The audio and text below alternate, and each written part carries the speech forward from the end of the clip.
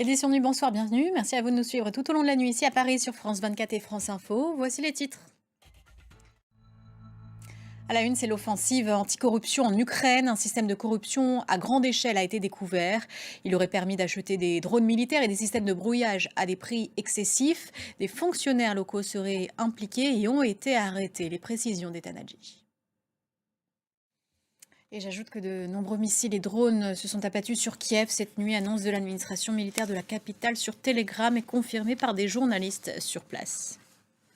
Autre titre de l'actualité, c'est le Proche-Orient et la visite de l'émissaire américain. Après Gaza, vendredi, Steve Witkoff s'est rendu place des otages à Tel Aviv pour rencontrer des proches d'otages. Entretien qui se passe dans un contexte où le Hamas a intensifié sa propagande avec la diffusion de deux nouvelles vidéos montrant des captifs. Les familles, elles, poursuivent leur mobilisation, comme nous le raconte Serine Bey. Un employé du Croissant Rouge palestinien tué dans une frappe israélienne, c'est ce que rapporte l'organisation ce dimanche matin, samedi. Selon la défense civile, 32 Palestiniens ont été tués dans l'enclave, dont 14 qui attendaient de l'aide. Israël, de son côté, annonce la mort d'un commandant du Hamas et accuse le mouvement terroriste de piller l'aide et de bloquer les livraisons humanitaires. En Syrie, 2 semaines après le cessez-le-feu entre Bédouins et Druzes à Souaïda, on s'intéresse au sort des déplacés. L'ONU estime à 173 000 le nombre de civils évacués depuis la mi-juillet. À Dera, une majorité de Bédouins a fui les exactions et a trouvé refuge dans des centres d'accueil temporaires. Ces familles ont souvent tout quitté, tout perdu et emportent avec elles de graves traumatismes.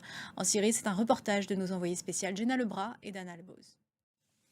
Le Vatican, terre de fête ce samedi soir et de veillée lors du jubilé des jeunes. C'est un moment important de cette année sainte et 800 000 jeunes du monde entier sont venus écouter le pape Léon XIV. En politique américaine, l'ancien procureur spécial Jack Smith est mis en cause par un régulateur. Selon des médias américains, il est accusé d'avoir poursuivi certaines activités politiques. Et depuis ce samedi 2 août, l'Europe réglemente officiellement l'intelligence artificielle. L'IA Act est entré en vigueur plus d'un an après son adoption. Et il hérisse déjà le poil des géants américains du numérique. Les enjeux sont présentés par Etanadji. Et enfin du sport avec le Tour de France féminin. C'est une Française qui est en jaune à l'issue de la dernière étape. Et pour terminer ce journal, ces images d'Amsterdam, c'était jour de Gay Pride ce samedi, marche des fiertés. Voilà, fin de ce journal. La prochaine édition dans une quinzaine de minutes.